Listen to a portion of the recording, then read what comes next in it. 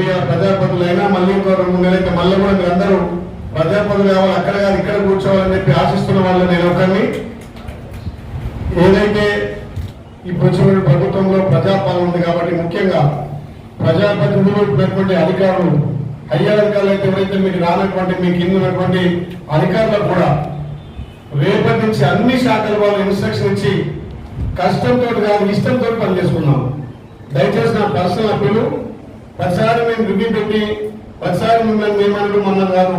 మీరు ప్రభుత్వంలో ఒక భాగము, ఈ ప్రభుత్వం ప్రజాపాలన నిర్వహిస్తున్నది.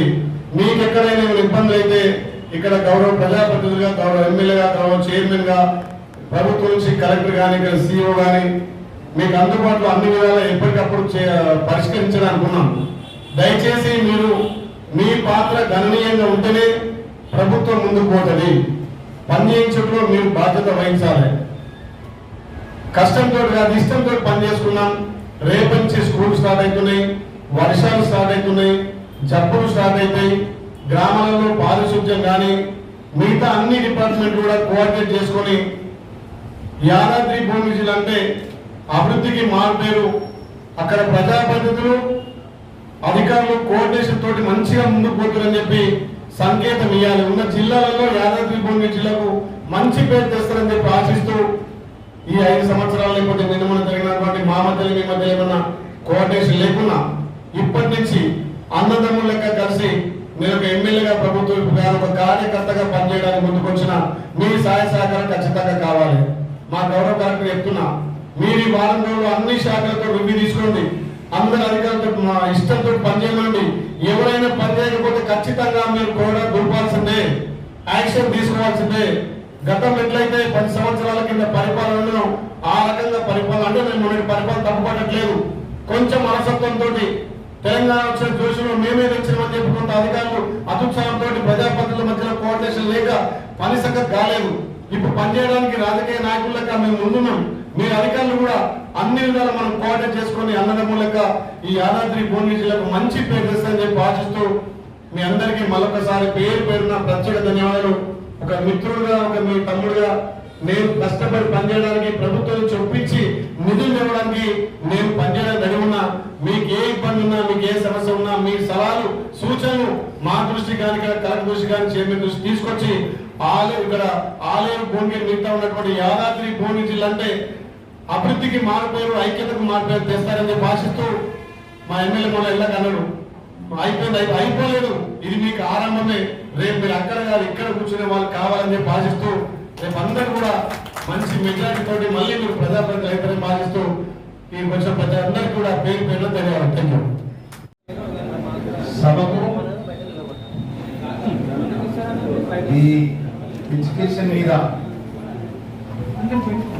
ఈ చర్చ జరుగుతూ ఉంది. అలా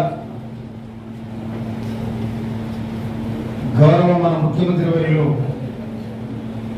వారు ప్రమాణ స్వీకారం చేసిన తర్వాత మొట్టమొదలు విద్య మీద వారు కాన్సన్ట్రేషన్ చేయడం జరిగింది. వారు ప్రతి పల్లెలో కూడా పాఠశాల ఉండాలని చెప్పడం జరిగింది. తర్వాత అక్కడ ఉన్న ఉపాధ్యాయులు ఎవరైతే ఉన్నారో వారి పిల్లలు ఖచ్చితంగా అదే స్కూల్లో చదవాలని సీఎం గారు ఆదేశాలు కూడా జారీ చేయడం జరిగింది. డిఓ గారు మీకు అందిన ఆదేశాలే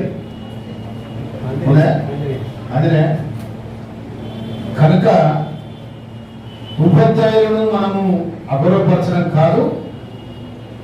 ఉపాధ్యాయులు నేను పాఠశాల పోయే సందర్భంలో ఆనాడున్న ఉపాధ్యాయులకున్న గౌరవము, ఆనాడున్న మర్యాద, ఆనాడున్న మాకున్న భయము, ఆనాడు పరిస్థితులు వేరు ఉండే. ఆనాడు ఈ ప్రైవేటు సంస్థలు ప్రైవేట్ కార్యక్రమాలు పాఠశాల లేవు. కానీ ఈనాడు అన్ని ప్రైవేట్ పాఠశాలలు అయినాయి. 100 ఇళ్ళు అయితే అక్కడ ప్రైవేట్ పాఠశాల పెట్టుకుంటూ ఏదో కథ నడిచింది. కానీ ఈ విద్యా వ్యవస్థ పోయిన 10 సంవత్సరాలుగా ఎక్కడ కూడా ఎడ్యుకేషన్ కోసం పటిష్టమైన నిర్ణయాలు తీసుకున్న దాఖలైతే దాదాపు కొట్లాడి తెచ్చుకున్న తెలంగాణలో ఉన్న పనులు 6,000 బళ్ళు మూతపడిపోయిన గవర్నమెంట్. ఆ బళ్ళని కూడా ఇలా పునః ప్రారంభించాలని సీఎం గారు ఆదేశాలు ఇవ్వడం జరిగింది. దాని ప్రకారం ఒక్కొక్క హెడ్ మాస్టర్ కు 4 మండలాలు ఇన్ఛార్జ్ ఇచ్చింది. ఆ హెడ్ మాస్టర్ కు ఫోన్ చేస్తే ఏడ ఉంటాడో తెలియదు, ఎక్కడ ఉంటాడో తెలియదు.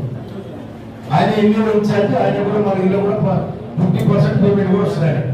టీఏడిఏ అని వస్తుంది కనుక దాదాపు 2 కోట్ల వరకు మేము స్కూల్ ఎడ్యుకేషన్కి అంటే ముఖ్యమంత్రి గారి సూచన మేరకు ఇదే టీఈఓ గారు చెప్పి అవన్నీ కూడా లిస్టులో ఫైనలైజ్ చేయమంటే వారు అయితే మాకు ఆ లిస్ట్ ఏంటంటే దానికి శాంక్షన్ అలాట్మెంట్ అయితే చేసుకున్నాం. కానీ అయితే అందులో కొంత సమన్వయం లేదంట. ఒక స్కూల్కి 20 లక్షలు పెట్టి, ఒక స్కూల్కి 2 లక్షలు పెట్టి, ఒక 5. సరే మేమేంటంటే ఈరోజు దాన్ని పర్టికులర్గా ఎక్కడ ఏది అవసరం ఉంది దాన్ని మళ్ళా చూసి చేయాల్సిన అవసరం ఉంది. సరే ఈ లోపల ఎలక్షన్స్ కూడా వచ్చినాయి కాబట్టి ఇప్పుడు దాని మీద ప్రత్యేకమైన శ్రద్ధ పెట్టి ఆ పైసలు ఎక్కడ పెడతాం అంటే సమానంగా దాదాపుగా అంటే ఒక దగ్గర అవసరాలు ఎక్కువ ఎక్కువ పెట్టవచ్చు. కానీ బట్ 1 సైడెడ్గా అనిపించింది. ఒక దగ్గర 20 పెట్టి, ఒక దగ్గర 2 లక్షలు పెట్టి. సో కొంత ఇంకా అవసరం ఉండి ఇంకా కూడా ఎక్కువ నిధులు తీసుకొచ్చి కూడా ఈ స్కూల్స్ అభివృద్ధి చేయడానికి అవసరమైన కార్యాచరణ కూడా చేయాల్సిన అవసరం ఉంది. సో మా ముఖ్యమంత్రి గారు, మా ప్రభుత్వం, మేము కూడా చెప్పిన దానికంటే కూడా ఎక్కువ విద్య మీద నిధులు కేటాయించాం. సో ఆ విధంగా విద్య మీద ప్రత్యేకమైన శ్రద్ధ మేము పెడతా ఉన్నాం. ఇది చాలా అవసరం. ఏంటంటే ఈరోజు హైలీ పెయిడ్ టీచర్స్ ఉన్నది ప్రభుత్వ పాఠశాల. 1,00,000 రూపాయల జీతాలు ఉన్నాయి అనుకుంటా. 40, 50, 1,00,000, 2 లక్షలు ఉంటుందా? మరి ఇంత ప్రభుత్వం నిధులు పోతున్నాయి అంటే బాగా చదువుకొని ఎగ్జామ్స్ ద్వారా సెలెక్ట్ అయ్యి టీచర్ క్వాలిఫై ఎగ్జామ్స్ ద్వారా సెలెక్ట్ అయ్యి అత్యధిక జీతం తీసుకునే